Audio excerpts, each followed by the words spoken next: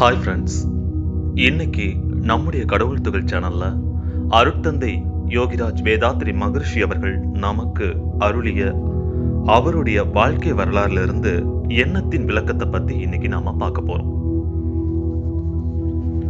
ஆன்மாவின் செயல்களும் அனுபவங்களும் தான் மனம் எனப்படுகிறது. மனதை அதன் தனிப்பட்ட ஒரு இயக்கச் சிறப்பை குறித்து அதனையே எண்ணம் என்றும் வழங்கி வருகிறோம். உயிர் என்பதே ஆன்மாவாகும்.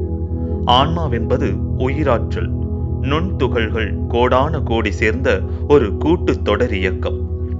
இவ்வுயிராற்றலின் தற்சுழற்சியினால் விளையும் அலைகளே புலன்கள் மூலம் செயலாகும் போது உணர்தல், கணித்தல் என்ற செயல்களாகி அவை உயிர் துளிகளில் பதிவாகிக் கொண்டே இருக்கின்றது.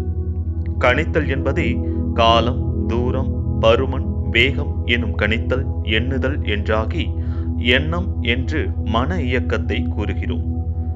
மனம் என்ற சொல் ஆன்மாவின் எல்லா உணர்வு செயல் பிரிவுகளையும் குறிக்கும் பொது கருத்து.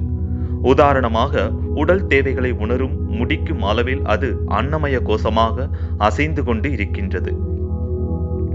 அதனால் விளைந்த புலனியக்க பதிவுகளை நினைவலைகளாக பிரதிபலித்துக் கொண்டே இருக்கும் செயலில் மனோமய கோஷமாக அலைந்து கொண்டு இருக்கிறது. ஆன்மா புலன்கள் மூலம் தனக்குள்ளே தன் உணர்வாற்றலை நிலைபெறச் செய்யும் போது அது பிராணமய கோஷமாக நிலை பெற்றிருக்கிறது. தனது ஆன்மாவின் இயக்க இருப்பு உண்மைகளை உணர்ந்த பின் மேலும் ஒடுங்கி தனக்கு இயக்கங்களமாக அமைந்த பேரியக்க மண்டல தோற்றம், இயக்கம், விளைவுகள் இவற்றையெல்லாம் உணரும்போது அது விஞ்ஞானமய கோஷமாக விரிவு பெற்று விளங்குகின்றது. மேலும் தனது இயக்கங்களை எல்லாம் கழித்து நிறைவேறு அடைந்து மெய்ப்பொருளுணர்வு பெறும்போது அது ஆனந்தமய கோஷமாக முழுமை பெற்று நிறைவாக நிற்கின்றது. ஆன்மாவின் ஒவ்வொரு இயக்கச் சிறப்பையும் எல்லையையும் தனித்தனியாக குறிப்பிட்டு ஒவ்வொரு நிலையையும் ஒவ்வொரு கோஷமாக பிரித்து பெரியோர்கள் விளக்கி உள்ளார்கள். ஆன்மா தனது செயலாலும் அனுபவத்தாலும் பெறும் திறன்களை தனக்குள்ளே பதிவுகளாக பெற்று அதனாலேயே தன்னை போர்த்தி கொள்ளுகிறது. தனது இயக்க ஆற்றலை எல்லை கட்டிக் கொள்கிறது. அந்தந்த எல்லை பிரிவுகளுக்கு ஏற்ப திகைப்புற்று மயங்கியோ அல்லது விரிவடைந்து தெளிந்தோ வாழ்வை நடத்துகின்றது. இத்தகைய ஆன்மாவின் இயக்க நிலையையும் எல்லை விரிவையும் குறிப்பதே கோஷம் எனும் சொல். இந்த 5 கோஷங்களையும் பொதுவாக மனம் என்று சொல்லலாம். மனம் கீழ் நிலையில் புலன்களின் மயக்கமுற்ற நிலையில் உணர்ச்சி வயப்பட்டு குறுகிய நிலையில் இயங்கியும் வருகின்றது. விரிந்த நிலையில் விளக்கம் பெற்ற முழுமையில் தெளிவோடு விளைவறிந்த விழிப்பில் இயங்கியும் வருகின்றது. அன்னமய மனோமய கோஷங்களில் மனதின் நிலையை உணர்ச்சி என்றும், பிராணமய கோஷ நிலையில் அதனை அறிவு என்றும், விஞ்ஞான ஆனந்தமய கோஷ நிலையில் மெய்யுணர்வு என்றும் பேசுகின்றோம். ஆன்மா உடல் மூலம் ஒரு துன்ப உணர்ச்சியினை பெறும்போது அதிலிருந்து தன்னை மீட்டுக்கொள்ள ஒரு பொருளையோ அல்லது செயலையோ நாடுகின்றது. எந்த பொருளானாலும் செயலானாலும் அதற்கு காலம், தூரம், பருமன், விரைவு, time, distance, volume and force எனும் 4 பரிணாமங்கள் உண்டு. இந்த பரிணாம அளவைகளை கொண்டு ஒவ்வொரு பொருளையும் அல்லது இயக்கத்தையும் ஆன்மா கணிப்பதால் அச்செயலுக்கு எண்ணம் என்ற பெயர் உண்டாயிற்று. எண்ணுதலாகிய எண்ணுதலிலிருந்து எண்ணமாகியது.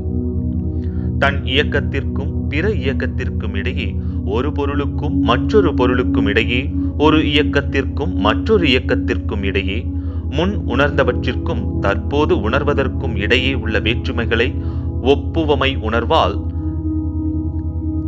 காலம், தூரம், பருமன், வேகம் என்ற நூல் அளவைகளை கொண்டு கணிப்பதும் அக்கணிப்பின் போது ஏற்படும் தனது ஆற்றல் இயக்க அதிர்வு விளைவை இன்பமாகவோ துன்பமாகவோ உணர்வதும் ஆன்மாவின் செயல்களாகும். இத்தகைய கணக்கிடும் திறனை ஆன்மாவின் குறிப்பிட்ட செயலை எண்ணம் என்று வழங்கி வருகிறோம். எண்ணம் ஆன்மாவின் செயலானால் ஆன்மாவின் மூல நிலை என்ன? பூரணம் என்னும் மெய்ப்பொருளாக விளங்கும் தெய்வத்தின் பகுதி இயக்க நிலையே ஆன்மாவாகும். கடலும் அலைகளும் போல தெய்வமும் உயிர்களும் ஆகும்.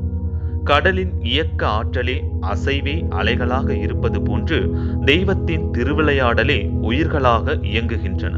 எனவே ஆன்மா எண்ணுகிறதென்றால் தெய்வம் என்ற பேராதார பெரும்பொருள்தான் எண்ணுகின்றது என்று பொருள். அணு என்ற அளவில் ஆன்மாவின் ஆற்றல் குறுகி நிற்கவும் முடியும். அகன்ற பேரியக்க மண்டலத்திற்கு அப்பாலுள்ள எல்லையற்ற பரவெளியாக நிற்கவும் முடியும். எவ்வாறெனில் எது அணு முதல் எல்லாமாக இருக்கின்றதோ அதுவே ஆன்மாவின் அறிவாகவும் இருப்பதால் அது எந்த அளவிலும் வடிவம் பெற முடிகிறது. புலன்களால் கட்டுப்பட்ட நிலையில் அதன் ஆற்றல் எல்லை கட்டி குறுகிவிட்டது. அந்த எல்லையை விரித்து கடைசியில் தன் நிலை வரையில் செல்லும் போது எல்லையற்ற பரமாக ஆன்மாவே தன்னை உணர்ந்து கொள்ளுகிறது. படிப்படியான ஆன்மாவின் எல்லை விரிவுகளையே 5 நிலைகளாக்கி பஞ்சகோசங்கள் என பெரியோர்கள் பெயரிட்டுள்ளார்கள். இத்தகைய எண்ணத்தின் ஆற்றல் தன்னுடல் வரையில் குறுகி கட்டுப்பட்டு செயலாற்றும் போது அதனை நர அகம் என்று சொல்வார்கள். அதாவது இந்த உடலையே நான் என்று மயங்கிய நினைவு நிலை. நான் என்பது மனித தத்துவத்தை குறிக்கும் ஒரு சொல்.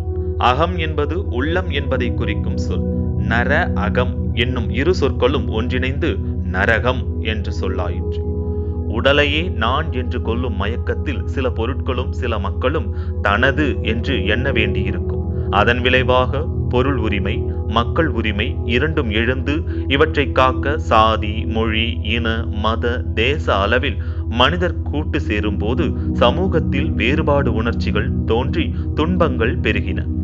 இதற்கு மாற்றுச் சொல்தான் சுவர் அகம், ஸ்வர்க்கம். உயிரே நான் என்ற உணரும் சிறப்பு நிலை. பேரியக்க மண்டலம் முழுவதும் நீக்கமர நிறைந்த மகாகாசத்தின் சிறுகூறுதான் இவ்வுடலில் உள்ள உயிர் என்ற அகன்ற நினைவு, யூனிவர்சல் தாட். மயக்கத்தில் ஆற்றிய செயல்களால் விளைந்த துன்பங்களை களைந்து அமைதி பெறும் உயர்நிலை இது. இவ்வளவு பேராற்றலாகிய எண்ண வலுவை பெற்ற மனிதன் ஏன் வாழ்வில் துன்பமடைய வேண்டும்? இந்த வினாவிற்கு விடை இருக்கிறது. அன்னமய கோஷம் முதலாக ஆனந்தமய கோஷம் வரையில் 5 எல்லைகள் ஆன்மாவின் இலக்கணமாக இருக்கின்றன என்பதை அறிந்துள்ளீர்கள். மக்கள் அறிவின் விளக்க நிலைகளுக்கேற்ப இந்த 5 நிலைகளிலும் படிப்படியாக உயர்ந்து கொண்டிருக்கிறார்கள். அன்னமய கோஷம், மனோமய கோஷம் என்ற 2 வித மயக்க நிலைகளில்தான் பெரும்பாலானோர் வாழ்கின்றனர். அவர்கள் வாழ்வை பற்றியோ இன்ப துன்ப தோற்றங்களை பற்றியோ புரிந்து கொள்ளவில்லை. மேல்நிலையில் உள்ளவர்களோ கீழ்நிலையில் உள்ளவர்களை புரிந்து கொள்கின்றனர். கீழ்நிலையில் உள்ளவர்கள் வாழ்வின் தன்மைகளை புரியாமல் செயல்களாற்றி தனக்கும் பிறர்க்கும் துன்பங்களை விளைவித்துக் கொண்டே இருக்கிறார்கள். இந்த துன்பங்கள் சங்கிலி போல் விரிவான உலக சமுதாயத்தையும் தலைமுறையாகவும் விரிந்து பரவி தொடர்பு கொண்டுள்ளன. வாழ்வை விலக்கிக் கொள்ளாத உணர்ச்சி நிலையில் உள்ளவர்களும் மற்றவர்களுக்கும் தனது எதிர்காலத்திற்கும் துன்பம் விளைவிக்காமல் ஒழுங்காக வாழ ஒரு நல்ல முறையை முன்னோர்கள் உருவாக்கினர். அதுதான் பக்தி நெறியாகும். தெய்வம் என்ற மெய்ப்பொருளே எழுச்சி பெற்று பரமாணுவாகி அதன் திரட்சி நிலைகளால் பிரபஞ்ச பொருட்கள் அனைத்தும் தோன்றியது. அதிலிருந்து உயிர் தோன்றி மனிதன் வரையில் பரிணாமமடைந்து அவன் தன்னை அறிந்து முழுமை பெற்று தெய்வமாக முடிகிறான் என்ற உண்மையினை மறைபொருளாக்கிவிட்டார்கள்.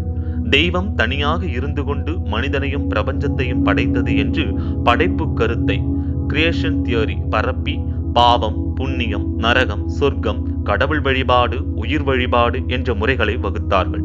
இந்த கற்பனையின் அச்சத்தாலும் ஆசையாலும் அறிவறியா மக்கள் தங்கள் செயல்களை ஒழுங்குபடுத்திக் கொள்ள முடிந்தது. எனினும் உலகில் விஞ்ஞான அறிவு மக்களிடம் ஓங்கும் அளவிற்கு பக்தி நெறியில் உள்ள கற்பனைகளை பெரும்பாலான மக்கள் நம்ப மறுத்துவிட்டார்கள். மேலும் நாட்டுக்கு நாடு இக்கற்பனைகள் வேறுபட்டிருந்ததால் பல நாட்டவர்கள் ஒன்றிணையும் போது கற்பனைகளின் திரை கிழிந்து விட்டது. உண்மை பொருள் உணர்ந்து வாழத்தக்க ஞான நெறியும் இரகசியமாக வைக்க பெற்று விட்டது. இப்போது என்ன? பக்தி நெறியிலும் மக்களுக்கு நம்பிக்கை இல்லை. ஞான நெறியும் மறைபொருளாக இருக்கிறது. புலன்மயக்கில் மக்கள் உணர்ச்சி வயப்பட்டு வாழும் துன்ப வாழ்வே பரவிவிட்டது. மேலும் தனி மனிதன் வாணிப முறை தேவையற்ற பல பொருட்களை தேவையாக்கி மக்களை இயந்திரங்களாக மாற்றிவிட்டது. சமுதாயத்தில் பெரும்பாலான மக்கள் மனம் இருளடைந்து விட்டது. நன்றி.